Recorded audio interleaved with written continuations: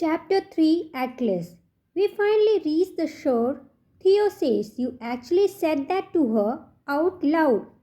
I shift uncomfortably on the couch. We bonded over finding Nemo when we were younger. You quoted a cartoon. Theo, head roll is dramatic. And it didn't work. It's been over 8 hours since you ran into her, and she still hasn't texted you. Maybe she got busy, or maybe you came on too strong. Theo says, leaning forward. He clasps his hands between his knees and refocuses. Okay, so what happened after you said all the cheesy lines? He is brutal, nothing. We both had to get to work. I asked if she still had any my number, and she said she had it memorized, and then we said good. Hold up. Theo interrupts. She has your number memorized? Apparently so. Okay. He looks hopeful. This means something. No one memorizes numbers anymore. I was thinking the same thing, but I also wondered if she memorized my number for other reasons.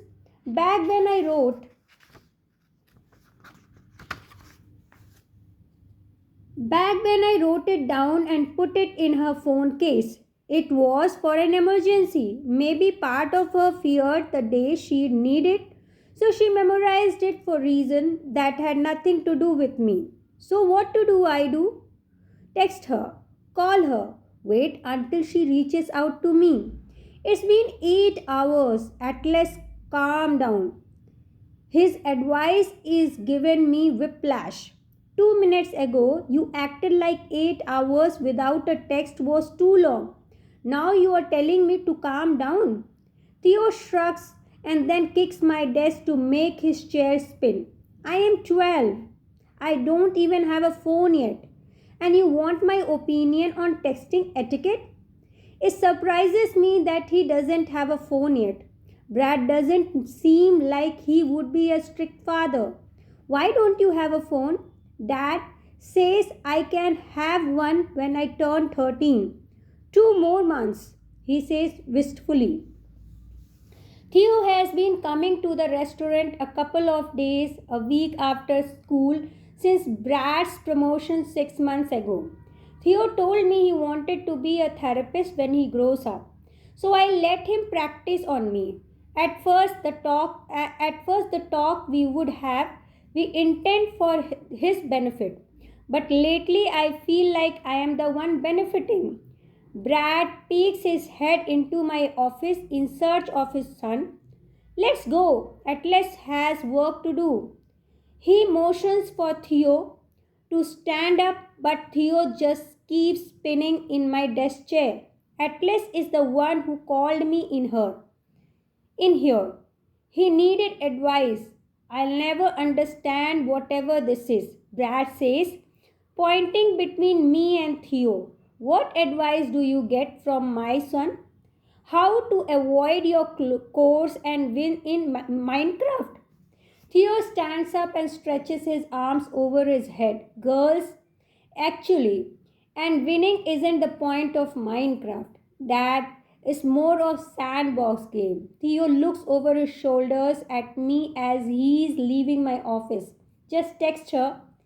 He says that like it is the obvious solution. Maybe it is. Brad yanks him away from the door. I settled back into my desk chair and stare at my blank phone screen. Maybe she mesmerized the wrong number. I open her contact and hesitate. Theo could be right. I could have come on too strong this morning. We didn't say much when we ran into each other, but what we did say had meaning and intent. Maybe that scared her. Or maybe I'm right and she mesmerized the wrong number. My fingers hover over my phone's keyboard and I wanted to text her, but I don't wanted to pressure her. However, she and I both know our lives would have turned out so different if I hadn't made so many missteps with her in the past. I spent years making excuses for what my life wasn't good enough for her to be a part of it. But Lily always fit. She was a perfect fit. I refused to let her walk away this time without a little more effort on my part. I'll start with making sure that she was my correct number. I start with making sure that she has my correct number. I was good seeing you today, Lily. It was good seeing you today, Lily. I waited to see if she is going to text me back. When I see the third dot popped up, I hold my breath in anticipation. You too. I stare at her response for a way too long, hoping it'll be accompanied by another text, but it isn't. That's all I'm getting. It's only two words, but I can read between the lines. I sigh in defeat and drop my phones onto my desk.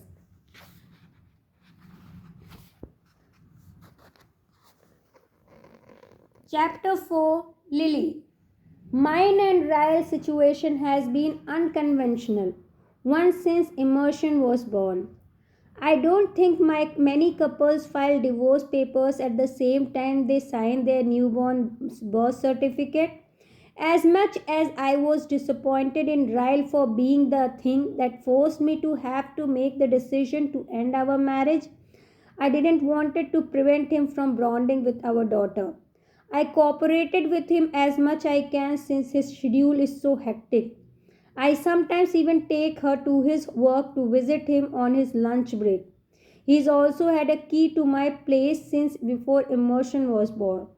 I only gave it to him because I lived alone and I was afraid I'd go into labor and he'd need access to the apartment. But he never gave the key back after her birth, even though I've been meaning to ask him for it. He sometimes uses it on the rare occasion he has a late surgery and has extra time to spend with Amy in the morning after I head to the work. That's what I haven't asked for it back. But lately he is being using the key to bring Amy home. He texted me just before I closed the shop earlier and told me Amy was tired so he was taking her to my place to put her to bed. The frequency he been using to the key lately is making me wonder if Amy is the only one he is trying to spend more time with. My front door is unlocked when I finally make it to my apartment. Ryle is in the kitchen. He glances up at me when he hears the front door shut. I grab dinner, he says, holding up a bag from my favorite Thai place. You haven't eaten, have you? I don't like this. He's been making myself more and more comfortable here. But I am emotionally drained from the day already, so I shaked my head and decided to confront the issue at a different time. I haven't, thank you. I set my purse on the table and passed the kitchen, heading to Emmy's room. I just laid her down, he wants. I pause right outside her door and press my ear to it. It's quiet. So I back away from the door and head into the kitchen without walking her. I feel awful about my short response to Atlas earlier, but this interaction with Ryle is confirming all my concern. How am I supposed to start something with someone new when my ex still brings me dinner and has a key to my apartment? I need to set firm boundaries with Ryle before I can even begin to entertain the idea of Atlas. Ryle chose a bottle of red wine from my tabletop wine rack. Mind it, I open this. I shrug as I spoon pad thai onto my plate. So go ahead, but I don't want any. Ryle puts the bottle back and opts for a glass of tea. I grab a water out of the fridge and we both take a seat at the table. How was she today? I asked him. A little cranky, but I had a lot of errands to run. I think she just got tired of going in and out of the car seat. She was better when we went over the Eliza. When you next day off? I ask him. Not sure, I'll let you know. He reaches forward and uses his thumb to wipe something off my cheek. I flinched a little, but he doesn't notice. Or maybe he pretends not to. I'm not sure if he realizes the reaction I have anything his hand comes near me is a negative one. Knowing Ryle, he probably thinks I flinched because I felt a spark. After Emmy was born, there were moments here and there when I would feel a spark between us. He'd do or say something sweet. He'd be holding Emmy while he sang to her, and I would feel the familiar desire of being bubbling up inside of me. But I somehow found it within me to pull myself out of the moment every time. It only takes one bad memory to immediately dull my fleeting feelings I have in presence. It's been a long, bumpy road, but those feelings are finally non existent. I attribute that to the list I wrote of all the reasons why I chose to divorce him. Sometimes after he leaves, he go to my bedroom and read it to reiterate that this arrangement is the best one for all of us. We'll maybe not this exact arrangements. I'd still like my key returned to me. I am about to take another bite of noodles when I hear a muffled ping come from my purse across the table. I dropped my fork and quickly reached off my phone before Ryle does. Not that he would read my text, but the last thing I wanted right now is for him to even try to be polite by handing me my phone. He might see the text is from Atlas and I am not prepared for the storm that would bring. The text isn't from Atlas though, it's from my mother. She's sending pics of Emmy she took earlier this week. I set the phone down and picked up my fork, but Ryle is staring at me. It was my mother, I say. I don't know why I even say that. I don't vow him an explanation, but I don't like the way he is staring. Who were you hoping it would be? You practically lunged across the table for your phone. No one. I take a drink. He is still staring. I have no idea how well Ryle can read me, but it looks like he knows I am lying. He spins his fork in his noodles and looks down at his plate with a hardened jaw. Are you seeing someone? There's an edge to his voice now. Not that it's any of your business, but no. Not saying it is my business, just having a casual conversation. I don't respond to that because it's a lie. Any recently divorced husband asking his ex wife if she is seeing someone is making anything but casual conversation. I do think we need to have a more serious conversation at some point about dating, he says. Before either of us bring other people around immersion, maybe lay some ground rules. I know, I think we need to lay ground rules for a lot more than just that. His eyes narrow like what? Your access to my apartment, I swallow. I'd like my key back. Ryle stares stockily before he responds. Then he wipes his mouth and says, I can put my daughter to bed. I can't put my daughter to bed. That's not what I'm saying at all. You know, my schedule is crazy, Lily. I hardly get to see her as it is. I'm not saying I want you to see her any less. I just want my key back. I value my privacy. Ryle's expression is tight. He is upset with me. I knew he would be, but he is making this into more than it is. It has nothing to do with how much I want him to see Amy. I just don't want him having easy access to my apartment. I moved out and divorced him for a reason. It's not going to be a huge change, but it's one that needs to happen. Or we'll be stuck in this unhealthy routine forever. I'll just start keeping her overnight then. He says it with such conviction while eyeing me for the reaction. I know he can feel the discomfort I am suddenly drowning in. I keep my voice calm. I don't think I am ready for that. Ryle drops his fork in his plate with a toot. Maybe need to modify the custody arrangements. Those words infuriate me, but I somehow prevent my rage from boiling over. I stand and pick up my plate. Really, Ryle? I asked the key to my apartment back and you threatened me with court. We agreed to this arrangement, but he is acting like that he was for my benefit rather than his. He knows I could have taken him to court for sole custody after everything he put me through. Hell, I never even had him arrested. He should be grateful I have been as generous as I have. When I get to the kitchen, I set down my plate and grip the edge of the counter, allowing my head to drop between my shoulders. Calm down, Lily. He is just reacting.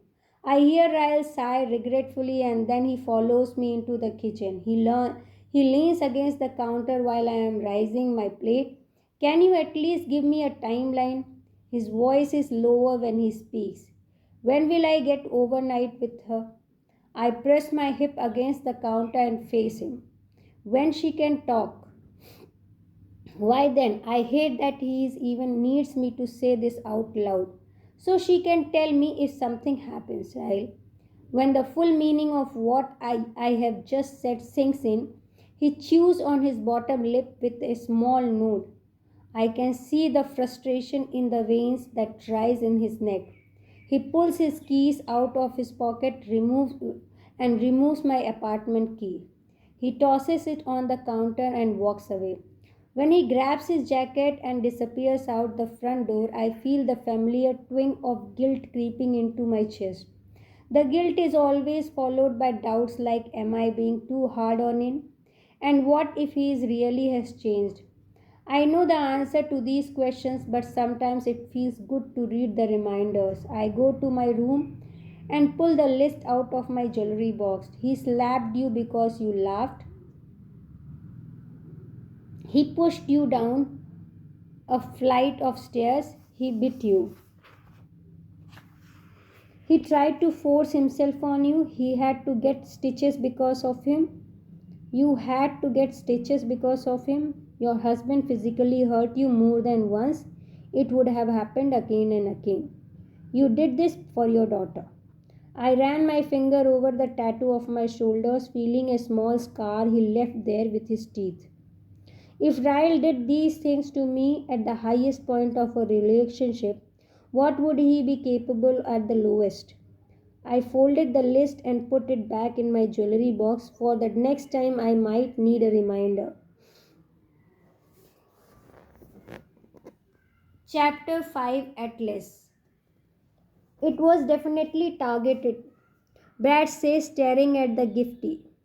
Whoever vandalized babies 2 nights ago decided to hit up my newest restaurant last night. Corrigan's had 2 damaged windows and there another mess is spray painted across the back door. Fuck you, Atlas. They added an S, an underlined ass in my name. I catch myself wanting to laugh at the cleverness, but my mood isn't making space for humor this morning. Yesterday, the vandalism barely fazed me. I don't know, it was because I had just run into Lily and was still riding the high. But this morning, I woke up stuck on her apparent avoidance of me. Because of that, the damage to my newest restaurant feels like it's cutting a little deeper. I'll check the security footage. I'm hoping it reveals something useful. I still don't know if I want to go to the police. Maybe if it's someone I know, I can at least confront them before I am forced to resort to that. Brad follows me into my office. I power on the computer and open the security app. I think Brad can feel my frustration because he doesn't speak while I search the footage for several minutes. There, Brad says, pointing to the lower left hand corner of the screen. I slow down the footage until we see a figure. When I hit play, we both stare on in confusion. Someone is curled up on the black step, unmoving. We watch the screen for about half a minute until I hit rewind again. According to the time stamp on the footage, the person remains on the step for over 2 hours without a blanket in Boston, October. They slept here, Brad says. They weren't too worried about getting caught, were they? They rewinded the footage even more until it shows the person walking into the frame for the first time. A little after 1 in the morning because it is dark, it's hard to make out facial features, but they seem young, more like teenager than an adult. They snooped around for a few minutes, dig through the dumpster, check the lock into the back door, put out the spray paint and leave their clever message. Then they uses the can of spray paint to attempt to break the window. But Corrigan's window are triple planed, so the person eventually gets bored or grows tired of trying to make a big enough hole to fit through like they did at Bibby's. That's when they proceed to lie down on the back step when they all fall asleep. Just before the sun rises, they walk up, look around, and then casually walk away like the entire night never happened. Do you recognize him? Brad asked. No. You? No. I paused the footage on what may be the clearest visual we can get of the person, but it's Granny. They are wearing jeans and black hoodie with the hood pulled tight so that their hair isn't visible. There's no way we would be able to recognize whoever this is if we saw them in person. It isn't a clear enough picture and they never looked straight at the camera. The police wouldn't even find their footage useful. I sent the file to my email anyway right when I hit send. A phone ping. I glanced at mine, but it's Brad who received a text. Darren says Bibby's is fine. He pockets his phone and heads towards my office door. I'll start cleaning up. I waited for the file to finish sending to my email and then I started the footage over again, feeling more pity than irritation. It just reminded me of the cold night I spent in the abandoned house before Lily offered me the shelter of her bedroom. I can practically feel the chill in my bones just thinking about it. I have no idea who this could be.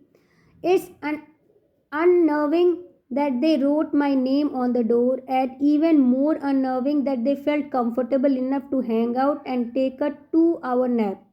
It's like they're daring me to confront them. My phone begins to vibrate on my desk. I reached for it, but its number I don't recognize. I normally don't answer those, but Lily is still in the back of my mind. She could be calling me from work phone. Good, I sound pathetic. I raise the phone to my ear. Hello. There is a sigh on the other end. A female. She sounds relieved that I answered at least. I sigh too, but not from the relief. I sigh because it isn't Lily's voice. I'm not sure whose it is, but anyway, anyone other than Lily's disappointing apparently. I lean back in my office chair. Can I help you? It's me. I have no idea who me is. I think back to any exes that could be calling me, but none of them sound like this person. And none of them would assume I could know who they were if they simply said, It's me. Who's speaking? Me. She said again, emphasizing it's like it's make a difference. Shutton, your mother. I immediately pulled the phone away from my ear and looked at the number again. This has to be some kind of prank. How would my mother get my phone number? Why would she want it? It's been years since she made it clear that she never wanted to see me again. I say nothing, I have nothing to say. I stretch my spine and lean forward, waiting for her to spit out the reason she finally put forth the effort to contact me. She pauses. I can hear a television on in the background. It sounds like the price is right. I can almost picture her sitting on the couch, a beer in one hand and a cigarette in the other. At 10 in the morning, she mostly worked night when I was growing up. So she'd eat dinner and then stay on to watch the price is right before going to sleep. She mostly worked night and when I was growing up, so she eat dinner and then stay up to watch the prize is right before going to sleep. It was least favorite time of day. What do you want? My voice is clipped. She makes a noise in the back of her throat, and even thought it's been years. I can tell she is annoyed. I can tell in that one reason of breathe that she didn't want to call me. She's doing it because she has to.